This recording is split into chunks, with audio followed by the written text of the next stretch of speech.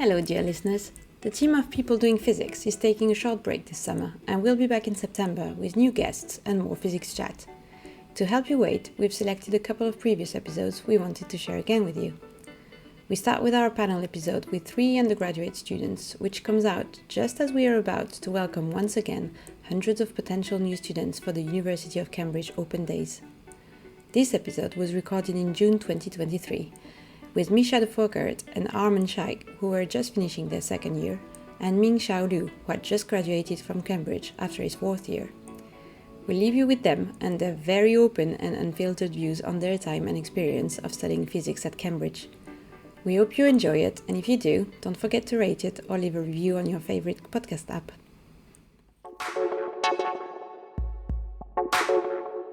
During second year, when I realized that I really enjoy the interdisciplinary aspect of physics, where I can combine computation, experiment, and theory alike, and switch to the physics tripods. That's interesting. I think people are always surprised when they hear that Stephen Hawking wasn't actually based in the physics department. He was over the road in the Department of Mathematics and Theoretical Physics, wasn't he? Yeah. Sort of interesting bridge to cross. It's a very sore point for us physicists. He was a physicist at heart, I'm sure. So, hello and welcome to People Doing Physics, the podcast that explores the personal side of physics at the Cambridge Laboratory at the University of Cambridge. Hi, I'm Jacob Butler from the Physics Outreach Office. And I'm Vanessa Bismus, looking after communications for the department.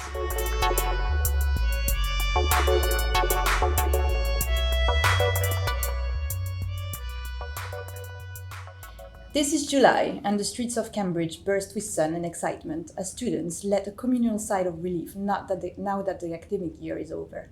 This is July, and the time for future students to think about what subject they might be studying when choosing to go to the university. As we are welcoming hundreds of potential new students today and tomorrow for the University of Cambridge Open Days, we have invited 3 of our current undergraduate students to join us in the studio and talk to us honestly and without filters about their experience at Cambridge. Hearing directly from them may help young people thinking about studying physics in Cambridge or anywhere else to take the leap. Misha Fockert and Armaan Shaikh have just finished their second year. Here in Cambridge, we call it Part 1B. And Ming-Shau Liu is graduating from Cambridge after his 4th year, which, not confusingly at all, is called Part 3. All 3 of them, and this is just a coincidence, are students at Homerton College. With them today, we talk about taking the time to reflect, imposter syndrome, building bridges, and making friends for life. Stay with us.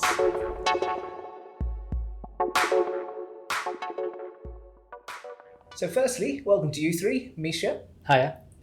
Armaan, Hello. and Ming-Shau. Hello. And thank you for being with us today. So, exams are finished. This year is over. Parties have been hosted. How are you all doing? How do you feel? Exhausted. Yeah, good, but it's tiring. Sometimes, in certain ways, more tiring than exams.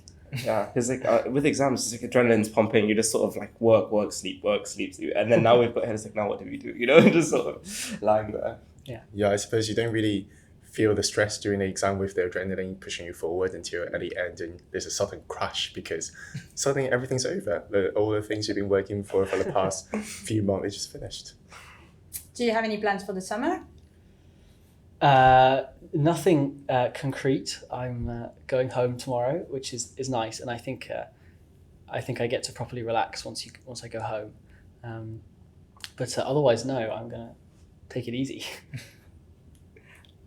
Over the summer, I think I will be doing an internship in condensed matter research. So we're just going to be looking at things known as graphullerines, which are a mixture of fullerene carbon nano cages and sheets of them, and then mapping the sort of physical properties of those. But Sounds exciting. Yeah, and so this year, initially I promised myself that I would take a break and not do any work for the summer. But as every single summer goes, this summer I'm gonna try and, so in part 3 we do this research project, which is very exciting because we get to do a piece of primary research of our own, and after wrapping up the project, and my supervisor and I are going to try to finish writing up and hopefully publish the results by the end of autumn. So that's what I'll be working on over the summer, apart from resting. Right. Okay, well, don't forget to rest as well. So every episode we do, we ask a similar question to all our guests. Why physics? Obviously, you're all at a very early stage of your journey into physics, but the question still stands. What brought you to physics? Was it a straightforward choice for each of you? I think for me, it wasn't always a straightforward choice. Well, I did always think that I wanted to do theoretical physics from A level and in sixth form, and when I started reading popular science books, and I find all the ideas of extra dimension and particle all very exciting, even though I have very little ideas about what it's about. And during an open day, during my visit at Cambridge, I was advised to do mathematical tripods because it covers a wide range of theoretical physics topic, which is where I started my Cambridge journey as a mathematician. And during the second year, when I realized that I really enjoy the interdisciplinary aspect of physics, where I can combine computation, experiment, and theory alike, and switch to the physics tripods. That's interesting. I think people are always surprised when they hear that Stephen Hawking wasn't actually based in the physics department. He was over the road in the Department of Mathematics and Theoretical Physics, wasn't he? Yeah. Sort of interesting bridge to cross. It's a very sore point for us physicists. He was a physicist at heart, I'm sure. But, We're better claiming short him. Yeah. What about you, Misha? No, it wasn't. It wasn't a very clear path into physics. I've always been a scientist. I always enjoyed sciences more than my other subjects at secondary school and at sixth form. But one of the reasons I'm at Cambridge is because it has the natural sciences course, which was really ideal for me. The opportunity to do 4 sciences in my first year was really great, and I really enjoyed all of them. And I had quite a hard time picking physics. I think I made the right choice, and I've really enjoyed doing just physics. But I think that it's a really great opportunity to be able to do a year of your course and then decide what science is for you instead of having to choose when you're at sixth form. Because you studied with chemistry, didn't you? Yeah. I had a really amazing chemistry teacher at sixth form, and she really kind of pushed me, or convinced me that I was a chemist, and then it took my first year. I really enjoyed chemistry, but also physics, and then only in the summer between my first and second year, I kind of came home to physics and realised that was for me. So you mentioned 4 sciences you did in your first year. Now, a lot of our listeners, if they're A-level students, will be familiar with physics, chemistry, and biology. Yes. So I at least said maths. I love certain biologists, being the 3 sciences. So what 4 sciences? Well, so I did maths as one of my options. Everyone does maths in the first year. Well, you need maths to go into physics, don't you? Yeah, but even the biologists do a mathematical biology course. My biology module, there's no just single biology module. You do one of the very many available bio modules, and I did evolution, which was very nice and worked really well. I was worried that it would be I was worried that I'd be out of place because I didn't do any other biological modules. So most people that do evolution also do, biology of cells or physiology or something like that. And I didn't do any. I did chemistry and physics as my other options. But actually, it worked really well, and it was a really nice course, and you get to explain really amazing things about the world around you. Yeah, I think it's always good to hear as well just how much maths underpins all of science, whether it's physics, where it's a very obvious connection. Or biology. No, I was definitely surprised about how much overlap there was between what seemed to me like quite disparate subjects. Now, Armaan, how about you? So when I was young, my parents, they're artists, and they very much pushed me towards the arts. And again, naturally, you tend to go the complete opposite direction of the way your parents push you. So I went to physics. I started off with being intrigued by engineering because that's the one that seemed familiar. And I came here for a sort of summer school led by Sydney Sussex. And in there, they didn't have an engineering option, so I went for the physics option. And I learned about these superconducting magnets that sort of like seemingly levitated without, just like spooky action at a distance sort of thing. And I was just fascinated. And then from there, it was just a rabbit hole. I was like, I didn't know whether I wanted to pursue engineering or whether I wanted to pursue physics. And then finally, just like researching things. And I think something that really tied in with my sort of philosophy of finding out how things work to a fundamental level. Physics sort of ticks all of those boxes for me, and you get to find out how these things work down to the scope of our understanding. And that's why I really decided to pursue physics. And then when I got here, the natural sciences course specifically, rather than Oxford physics straight, the reason is because so many, as Misha said, the borders between subjects are so blurry, especially as you go further down. Like you can do biology in physics, and I think at this level, the borders between subjects are so blurry that the natural sciences degree appealed more than the straight physics degree, and that's why I decided to do physics. You all mentioned that, so you started with something else apart from Armaan, who was like quite clearly focused on physics from the beginning, but or although actually you were talking about engineering first, but once you applied to Cambridge, it was as physics students. But so Ming-Shau, you were talking about math, and Misha, you were in chemistry, and so I guess that's the good thing about that tripos is that there's a lot to choose from. But how do you make those reflections and those choices? And you also, Ming-Shau and Misha, you both mentioned that you made the decision in the summer while you had time to think. So do you feel the rest of the year is so busy that there's no real time to think about those kind of very important questions? And yeah, can you tell us a bit more about that? Yeah, so for me, as I was saying, that I started in the math tripod, and actually interestingly, similar to Armaan, my parents were artists as well. So I guess the route into physics has never been very, very straightforward. So a very good thing about Cambridge education is that you're allowed to go to courses regardless of what courses you're actually taking. So I was allowed to take like physics lectures alongside with my math lectures if I wanted to. Although I did take the math with physics option, which means that in addition to taking mathematics, then I can do a module of physics on the side, and that sort of really opened the gates for me. But I didn't really have a clear idea of what I wanted to do until in the summer, where by chance I did an experimental project with the Cavendish lab, and I worked on helium scattering using spin echo machine, which I found very fascinating. It combines very complicated quantum mechanical ideas with very intricate experimental setups, and I was working on the computational side. So I took data from experiments and applied with the theoretical predictions, and I found that process just very rewarding and very satisfying to be able to see a piece of physics growing from purely theoretical mathematics to fruition in experimental setups, that things you can observe. And I think it was at that point over summer I realized that I really like this kind of robust way of doing science, and instead of just doing calculations and making theories and waiting for someone to do the experiments for you, I enjoy seeing the process from start to finish. And I think this idea has resonated with me throughout my journey in Cambridge and in various aspects that maybe we'll talk about later.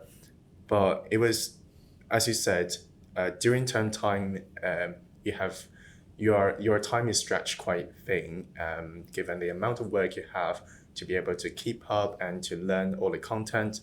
And so it took me a while to do the reflection. I only had a chance over summer, and being lucky enough to do the project to have this reflection and realization. And it's I guess it's also very good to be able to put your hands on an actual research equipment from very early on in your training, right? So like spending time in the lab and actually getting to familiarize yourself with the labs and like experimental research is a good thing. What about you, Misha? You were also saying that you made that decision. Yeah, I mean, our terms are so short and so intense that I often feel that I feel quite differently about my studies when I'm in a term and kind of really living it second to second, as opposed to when I'm on holiday and I have more time to think about it in a kind of broader, more global view. And so I at the end of my first year, I was quite sure that I wanted to do chemistry in my second year, and then only when I spent a long time away from Cambridge and on holiday, and I got time to think about what I want to do, outside of thinking about like how my lecture went this morning, or how bad my supervision work was. I came to the decision that I wanted to do physics, and I don't know if that's a common experience, but for me that's really been really every term I have that feeling that like I can't think about how this term went until I'm on holiday and I have the time to decompose it. Yeah, debrief it. That's the word, exactly. With yourself. Yeah. We can't wait to see what you come up after this summer. Maybe I'll do chemistry. I think it's good to hear as well. I think particularly for students who are choosing university, looking at courses at the moment, there's a lot of pressure, and they might feel as if sort of they're deciding the rest of their life. Whereas as we've heard from you guys, obviously it sets a certain direction, but it doesn't set in stone what you're doing. You're still left with plenty of options. Yeah, no, and we, me and Armaan are making choices for next year, I was kind of worrying about what doors it might close, or what options I would, how much these decisions have an effect on my later choices. But actually, I've been speaking to our director of studies, and he makes it seem like there really isn't. You don't really change your options very much now. There's also some overlap. So there is the astrophysical fluids course in the physics courses that's enclosed in the physics course, as well as general relativity that both the astrophysics and the physics course share. Yeah, it's taught by the astrophysics faculty, isn't it? Oh, wow. It is, and supervised by them as well. So you do have a lot of interaction with the astrophysicist. And the thing is, even if you do physics in third year, so for example, I took relativistic astrophysics and cosmology in my fourth year, which is also taught in the IOA, which is the Institute of Astronomy.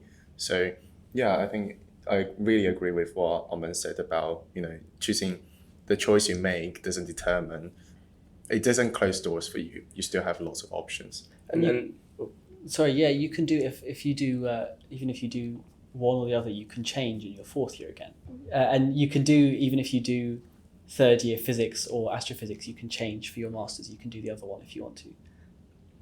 That's absolutely right, and you can even switch back to math. Yeah.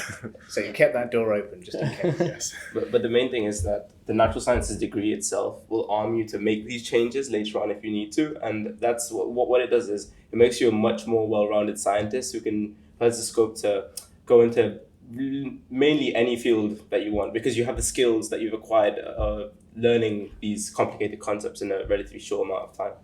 Lovely. And with some of our previous guests, you'll have heard about the sort of interesting crossovers where this research is happening nowadays. So you're a few years into your course, or even reaching at the end of it in terms of you, Ming-Shau. What are the highlights for you, and would you recommend Cambridge, and more specifically physics at Cambridge, to aspiring scientists? For me, I really enjoyed the choices we were afforded in the Cambridge physics course. And so, for example, I'm really interested in particles. That's kind of the whole reason I'm here, because I just think particles are really cool. And I always wanted to study them. And so in my fourth year, I had the liberty to also go to the math department to learn about the standard model and to learn about the necessary mathematics I need to learn in order to understand these theories. Alongside, in fourth year, we had research project, which I think I mentioned very early on. And I think that was the highlight of my Cambridge time here, because I can do a piece of science from start to finish that's original. And I feel like it's a dream that I had since I wanted to apply to Cambridge now, but I just didn't expect that, the day will actually come that I'd actually be able to do that. And I wouldn't be able to do that if I was doing any other course, actually, as far as I know, because it's a very big part of the Part 3 physics course. So one of the highlights of doing research project is that I get to collaborate with physicists around the world who are working on similar things, and generally your research supervisor would be very happy to introduce you to researchers working on similar fields, maybe different focus at different parts of the world. And so I got to collaborate with physicists from CERN in Geneva and including people in London who's looking at dark matter from different perspectives, and they all lend strengths into my research, which I find it to be a very rewarding experience, and that's definitely convinced me that I want to do even more physics after. Excellent. I suppose coming to a sort of world-leading institution like the Cavendish, they've got these relationships. They can put you in touch with all sorts of interesting people dotted all over. So, how about you other guys? Any thoughts on whether Cambridge was the right place and whether you'd recommend it to others? I think yeah. Going back to my first year, learning. So first of all, I did chemistry, material science, and maths, and physics, of course. Within chemistry, for example, there were so many questions left unanswered. Where in A-level you were just told to remember it or told that this is the way, you just need to go with it. Whereas you come here and then you see like this orbital picture has more to it, and this is how chemical reactions happen. And then going back to the physics course, now this year in quantum, we learned about how the model of the wave function and how we are able to derive these orbitals based on the spherical solutions to the Schrödinger equation, whatever that means, just the way that these sort of concepts that when I was researching about Cambridge seem so distant and far away, but now you've come here and they seem almost palpable. And I think that's so profound because I never thought I would be someone who'd be able to understand this complicated mathematics. But then you come here and you do struggle so much, but in the end of it, you do come out in the end becoming so much stronger and so much more developed than you were before.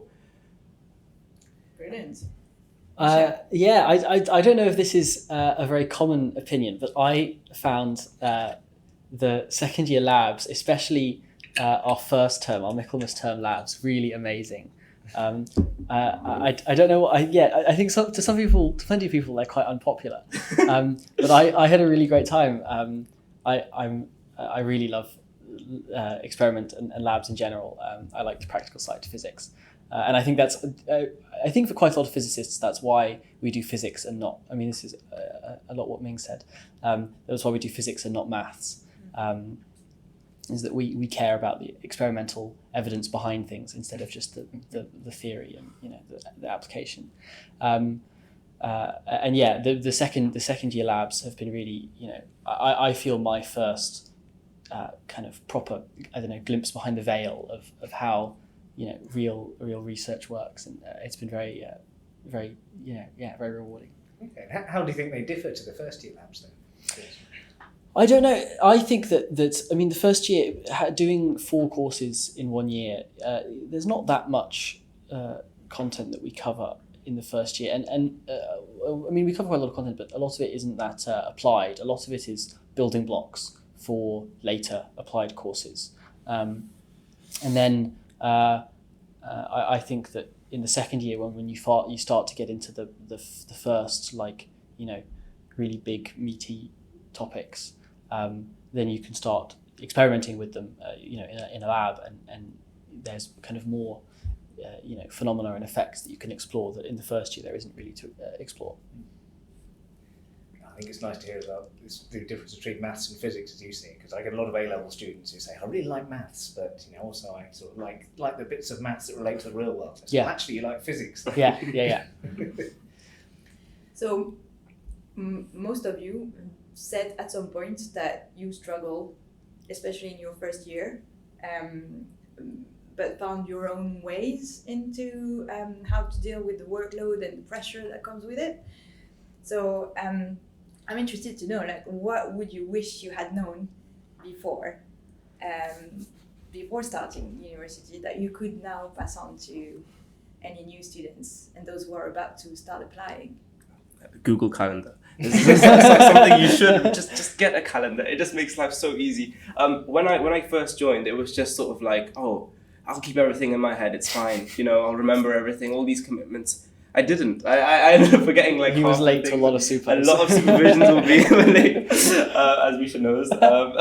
But yeah, just if you find a way to get yourself organized, then the degree, it's still going to be tough, but it's much more manageable than it would be otherwise. And also just finding a way of learning that works for you. Maybe attending lectures every morning at 9 a.m. is not your vibe. then maybe at 9 a.m. you're not even awake enough to take the content. Don't watch it at 9 a.m. then. Watch it later on when it gets uploaded.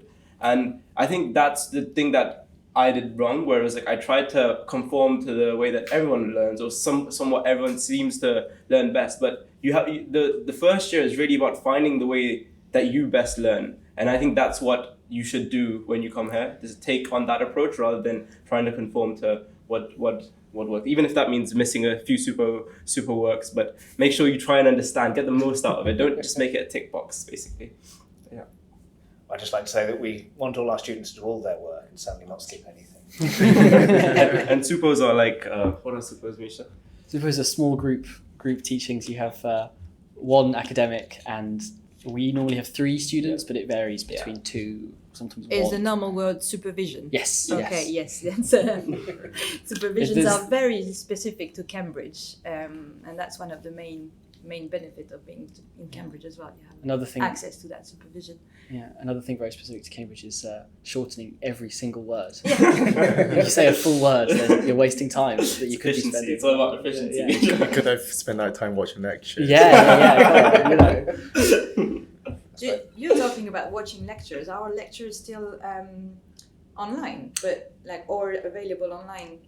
Yes, they should be. And I think what people don't know is like the lecture recording service that I think it might be just the Cambridge or just the university offers is really, really good, where if you want, you can be reading the handout and then you don't understand a single concept, and you can just search the word up and you'll find in the captions of that lecture where that word has come up and to that timestamp. So there's little tricks like this that are so useful, because you can literally you can pause, you can think about it, you can really internalize the content. So you have the best means of attacking the work that you come across.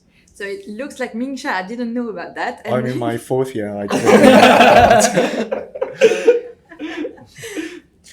But yeah, I think Armaan is definitely right in that, especially in your first year of Cambridge, you are all alone in college and trying to make friends, find your place in a very, very big university where everyone's, very brilliant. It can be a very daunting experience, and it's all about finding your footing and knowing what works for you. So for me, I agree, Google Calendar is amazing, but after a few years of trial and error, I stick to pen and paper. From my calendar is on pen and paper, my supervision works on pen and paper. I just haven't moved digital yet, and it's been working well, but I do carry a very, very heavy bag. Yeah, I have a drawer of all of my rough working from a term, and each term it's like a stack, 15 centimeters high or something, of all my rough notes. So as well as having a sort of fairly unique undergraduate process, Cambridge also is fairly unique in its applications as well. I was wondering if you guys had any advice for people who are thinking of applying to Cambridge in the near future, or things they can do to prepare themselves best for that particular process. So the university has the Cavendish itself has a bunch of affiliations. So one of them is Isaac Physics, really, really good for interview sort of question prep. So it'll tell you how to problem solve. Because what you'll find is your A-level physics that you come with, it almost seems formulaic, because at that point you don't have the resources, or maybe it's just slightly above the scope of just under the scope of problem solving. But once you try Isaac Physics, you really know how to best approach these problems and how you can solve these day-to-day problems. I think that's a very good thing. And also just have a look at some of the medicine actually resources. So there's something called BMAT Ninja. The physics section and the math section there, it's really good for the NSAA prep, because it's the quick fire questions that you can quickly run through and really focus on timing yourself and getting these answers quickly, because that's what's required in the NSAA. Is that the entrance exam for physics? Yes, that's correct. Yeah. Yeah, and I think, so just to mention ISAFX again, because I used that extensively when I was applying to Cambridge, even though I did apply for math, but on my application I did write that I'm also really interested in physics. And so apart from doing my A-level work, I basically just spent the whole day doing ISAFX, and they hold this summer camp in ISAFX called the Senior Physics Challenge, which I was quite lucky to be selected, and it really helped me in terms of my confidence when talking about physics, because they bring you to Cambridge for like a 2-3 day residential, and then they give you lectures and you get to meet some of the academics here, and then they give you like a confident confidence pep talk, but also at the same time give you a more realistic view about what it's like to do natural sciences here.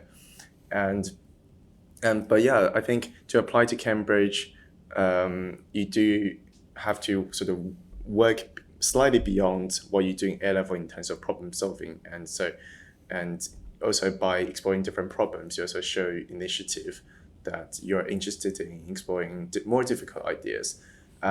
So I can't comment too much about natural science application process, but in terms of mathematics, then you have to do the STEP exam, which is an exam that only uses A-level mathematics, but it really stretch it so that you can do some really creative problem solving. And I think that's very good practice. And if you're a more mathematically leaning applicant, it can also be a helpful practice for you as well. We'll put the notes to Isaac Physics in the show, the link to Isaac Physics in the show notes for anyone who is interested. Misha, what about you? Yeah, I quite enjoyed my application process. I don't know if that's normal, but you have an interview and you get to spend, I don't know how long it is, 25 minutes or something. With I applied to Homerton where I now am, and I got to spend 25 minutes with the academic who is now my supervisor. It was quite fun. We talked about some maths and some physics problems, and I think that if you can, obviously it can be a very stressful time, but if you can enjoy it, it is a nice opportunity, and it is the kind of work you'll be doing when you get here. It's the kind of way things will be organized, and I think people often say that interviews are meant to be a kind of mock supervision. The person who's interviewing you is trying to figure out whether you're the kind of person who would learn well in a Cambridge supervision, and so I treated it quite like I don't know what the word is, but I did it as if I was just trying to learn from the thing. And when there was content in my interview that I hadn't seen before, I tried to learn it from the supervisor, and it was quite fun. Yeah, generally the supervisor or like your interviewers in your interview, they're happy to help you. Like they're there to help you. It's more like a conversation than a test, and I think that's quite an important thing to keep in mind. That it's trying to see like your interviewer is trying to see if you have the ability to problem solve and to discuss with them and communicate your ideas, and so. If anything, if you don't understand something, it's a good thing, because once you explain that you don't understand it, but you show them where you're at, and they can lead you from there, and that shows that you have the skills to overcome the difficulty in an academic problem. Yeah, I can say with real confidence that it's quite rare. It's barely ever that I do a supervision and everyone in the supervision understands everything that happens through the whole thing, the whole time, the whole point of supervisions and of your degree here is not understanding things and then learning them, and the interview is a similar situation. Yeah, so no surprise then when you arrive in Cambridge, you know what to expect, kind of. Yeah. You've gone through the interview, and so obviously part of the application is also selecting your college, and that should be the fun part, shouldn't it? And all of you happen to be at Homerton, and I said it's a coincidence. Tell us more. What is college life like, and what do you like about it, or maybe just dislike?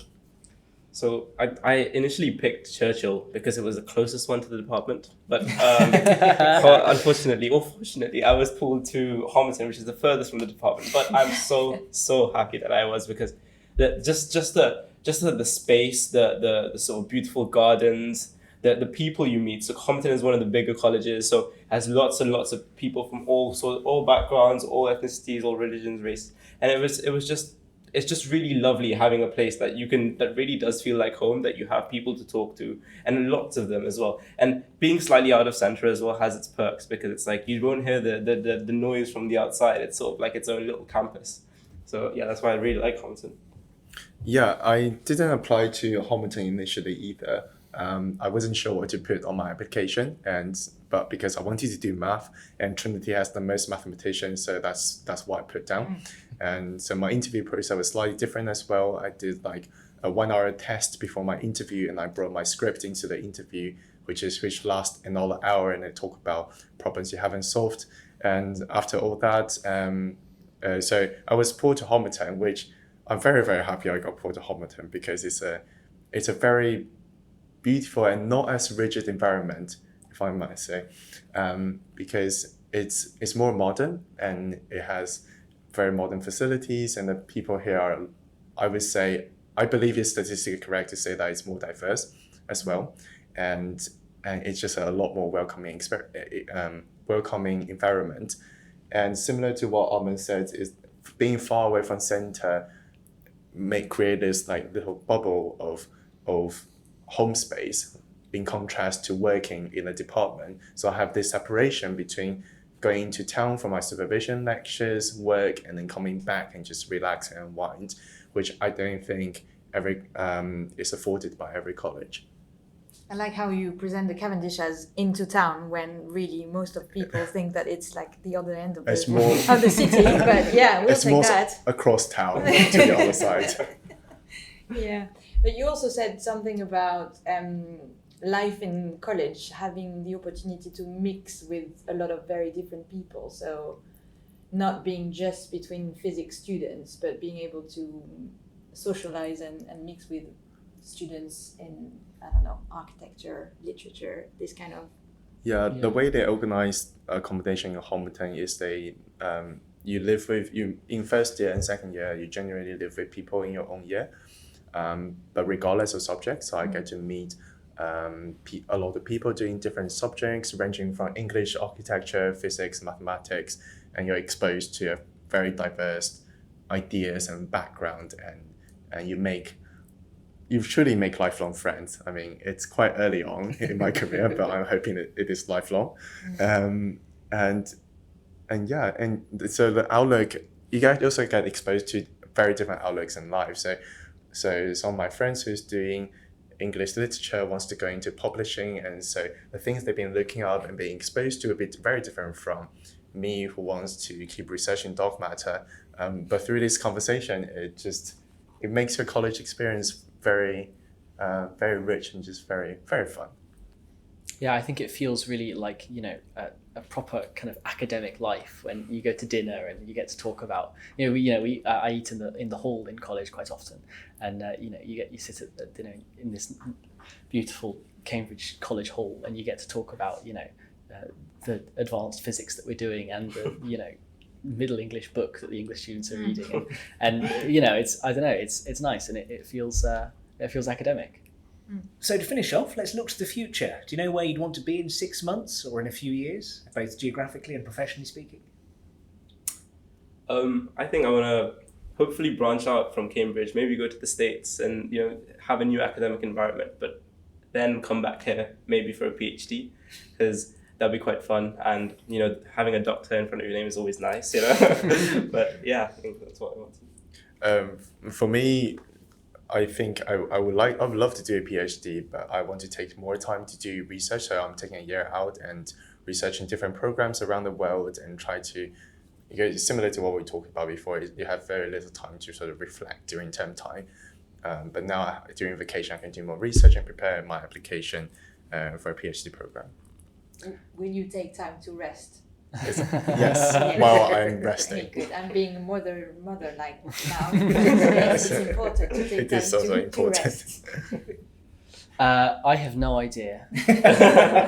I mean, That's good as well. For now, it's pretty prescriptive. Next year, I do another year, and then I hopefully do a master's after that. They're normally kind of built in.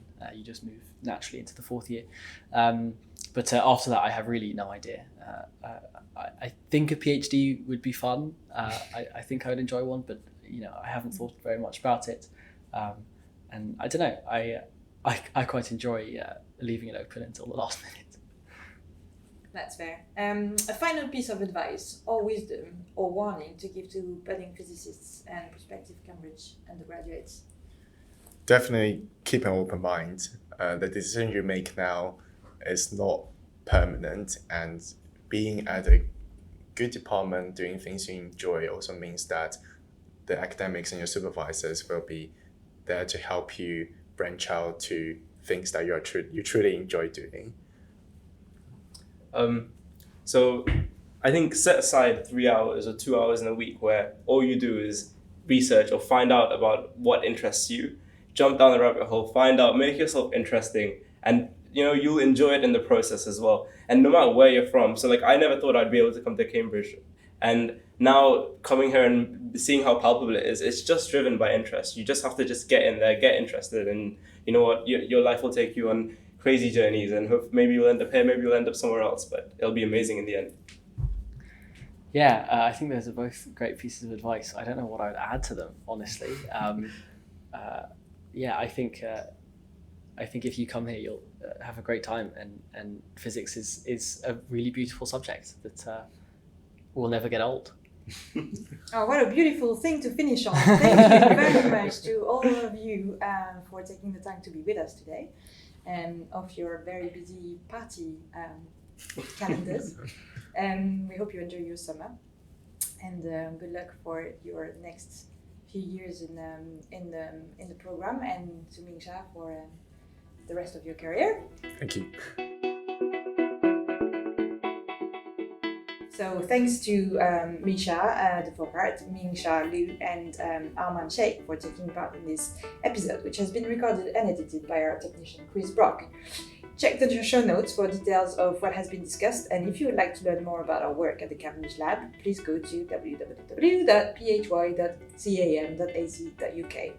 Thanks for listening to People Doing Physics. We'll be back next month. Until then, take care.